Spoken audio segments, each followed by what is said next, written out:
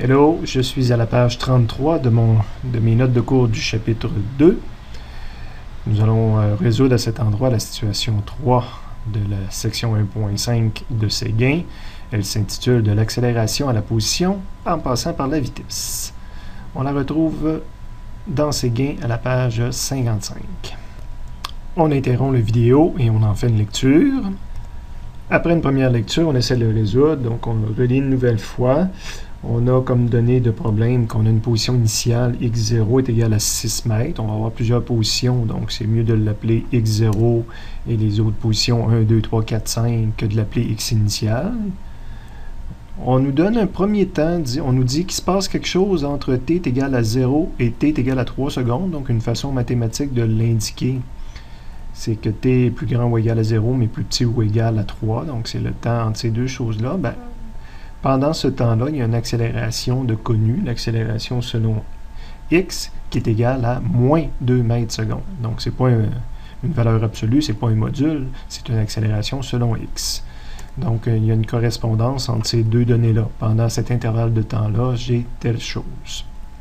On continue à la lecture du problème et on nous dit que les 2 secondes suivantes, moi, mathématiquement, je vais écrire que t est maintenant compris entre 3 et 5 secondes.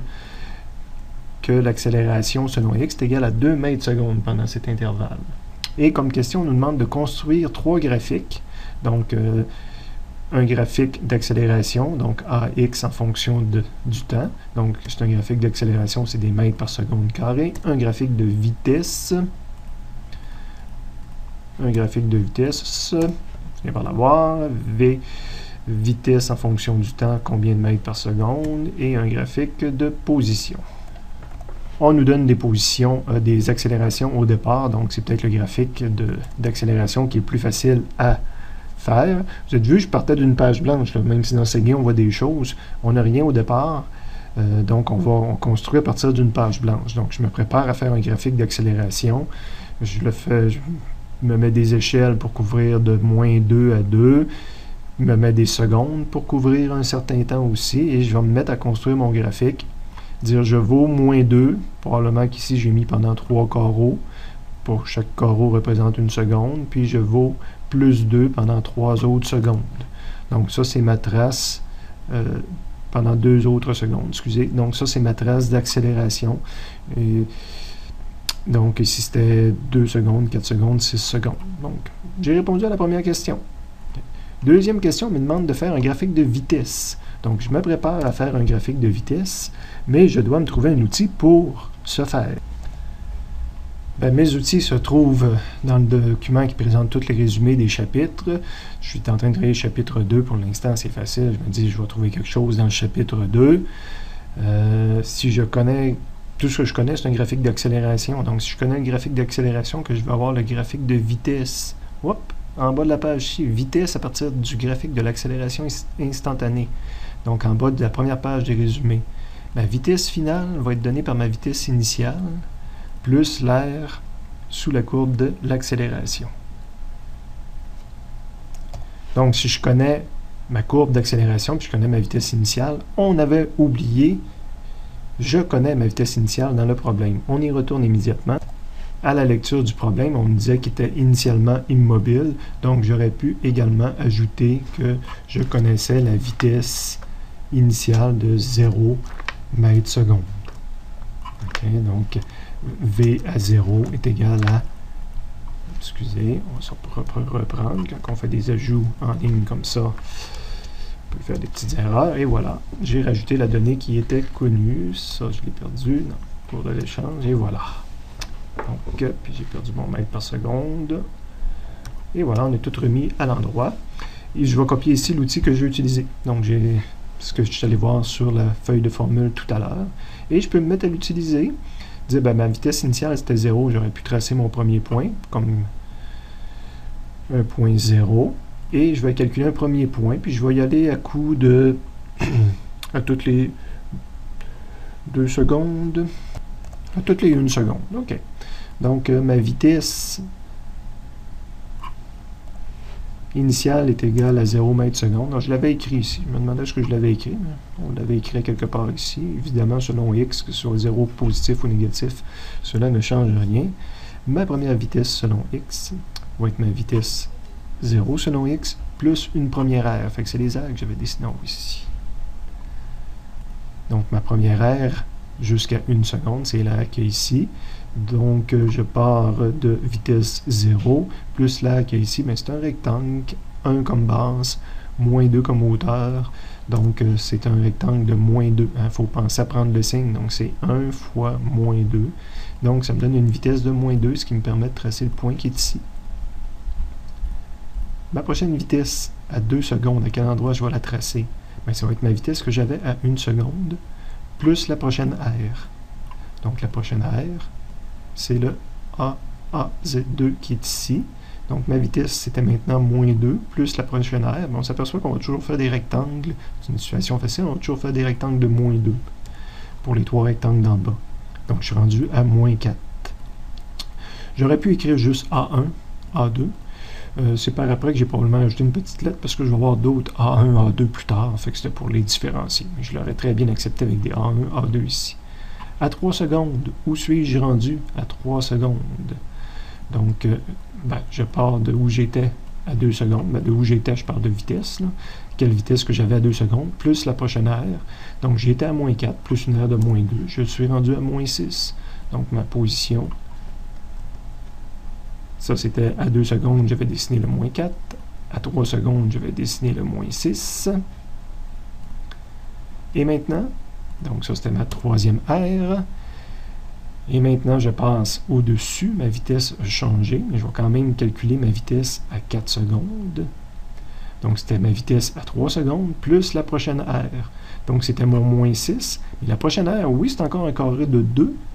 Donc, de 1 multiplié par 2 de haut, un 2 positif. Et justement, je suis en haut, je suis positif. Donc, c'est plus des plus moins 2, c'est des plus 2.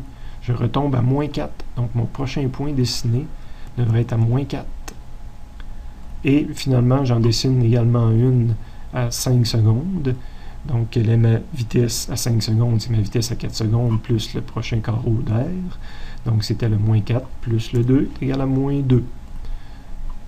Et voilà, j'ai tracé le graphique de vitesse. On me demande également le graphique de position, donc je me prépare à tracer un graphique de position et ça me prend un outil. Je vais aller dans les résumés. Évidemment, dans les résumés, quand je regarde dans le chapitre 2, je vais rapidement, mais vous ne voyez rien qui vous permet de calculer la position. Là, on est dans le MRUA, donc c'est même pas dans cette partie-là de Séguin, on n'a pas commencé à voir ça encore. Et encore moins la chute libre, donc j'ai rien dans le chapitre 2. C'est un premier exemple où il faut que je remonte au chapitre 1. C'était dans le chapitre 1 qu'on a appris à calculer une position à partir d'un graphique. Donc je suis remonté jusqu'au chapitre 1 dans les résumés. Delta T, non. Delta T, X, non. Rien qui m'intéresse sur la première page du résumé. Deuxième page. Ah, vitesse instantanée, non, ça c'est pour calculer la vitesse à partir de la position. Je vois un graphique de position, je sens, ah, c'est la même méthode, c'est la méthode de l'air, mais faite à partir de la vitesse. Donc je prends l'air sous la vitesse pour obtenir la position. Mon outil, c'est celui qui est en jaune ici. Je retourne dans ma solution et je copie mon outil que je vais prendre. C'est ma position initiale. Je pourrais déjà tracer ma position initiale. On nous avait dit qu'il était à 6 au départ.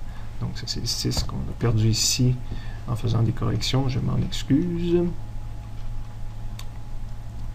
Donc, je vais calculer la position à la première seconde. C'est ma position à 0 seconde plus une première aire.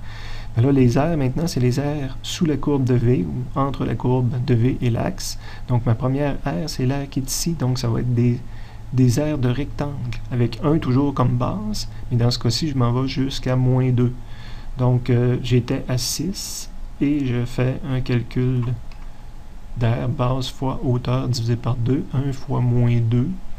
Moins 2 divisé par 2, ça fait moins 1. J'ai caché mon calcul, ce qui n'est pas dans mes habitudes. Vous voyez, je viens de vous le faire verbalement. Là. Quand je vais avoir le temps, je vais l'ajouter sur la feuille. Donc, j'ai fait 1 fois moins 2 divisé par 2. Ça me donne un résultat de 5 mètres. Donc, je pourrais tracer ma position 5 mètres. Prochaine position, c'est x1 plus la prochaine aire. Donc, je suis à 5 plus la prochaine aire. Donc, l'aire qui est ici, 1 de base, fois moins 4 divisé par 2, ça fait moins 2. Moins 3. 1 fois moins 4, ça fait moins 4. Ah, c'est vrai, c'est pas un rectangle. Là, je suis en train de faire la formule pour un triangle. Regardez comment on peut faire des erreurs. C'est un trapèze. Donc, j'ai le carré de 1 fois moins 2 ici, plus le même carré que A1, l'équivalent. Donc, j'ai un moins 2 plus un moins 1. Hein, si vous faites l'aire d'un trapèze, c'est pour ça que quand on cache les formules, hein, qu'on essaie d'y aller par cœur, des fois on fait des petites erreurs, mais là je l'aurais écrit, c'est pas l'aire d'un rectangle, c'est l'aire d'un trapèze ou d'un rectangle plus d'un triangle. C'est pour ça que j'ai moins 3 puis que ça me donne 2. Donc il va vraiment falloir que dans une prochaine version, j'ajoute mes calculs. Et j'étais donc à moins 3, à moins... Ça c'était mon deuxième point à simple, le prochain point je le traçais à 2. À 3 secondes, ben, je suis où j'étais à 2 secondes plus une aire. Donc, j'étais à 2, plus la prochaine aire qui est l'aire ici. Ben, c'est l'aire d'un rectangle, 1 jusqu'à moins 4. Puis après ça, 1 moins 1 pour le petit triangle en bas. Donc, ça me fait moins 5. Je n'ai pas fait d'erreur mentale parce que je n'aime pas. Et ça me fait moins 3. Donc, ma prochaine position, je la dessine à moins 3. Donc, selon le système d'axe que je m'étais donné, je la dessine ici. Je continue le même raisonnement. 4, c'est la position de 3 plus la prochaine aire. C'est le moins 3 qui est ici, plus la prochaine aire. Et là, l'aire va se remettre à diminuer. La prochaine aire, c'est celle-là ici. Donc, 1 fois moins 4, c'est encore sur la même aire dans le fond que hier. C'est une symétrie. Donc, je vais avoir encore une aire de moins 5. Et je vais être rendu à moins 8 comme position. Donc, c'est le point que j'ai dessiné en bas qui allait jusqu'à moins 8. C'est le point ici. Et le prochain et dernier point, le point à 5 secondes, parce qu'on traçait jusqu'à 5 secondes, c'est le point à 4 secondes, plus la prochaine aire. Le point à 4 secondes, c'est moins 8, plus la prochaine aire. Donc, ma dernière aire, qui correspond à la même qu'ici, c'était un aire de un rectangle de moins 2, puis un rectangle de moins 1, donc c'est un aire de moins 3. Moins 11 pour mon dernier point, je le mets sur le graphique. Évidemment, il n'y avait pas de trace au fur et à mesure. J'ai mis des points au départ, et j'ajoute ma trace par-dessus.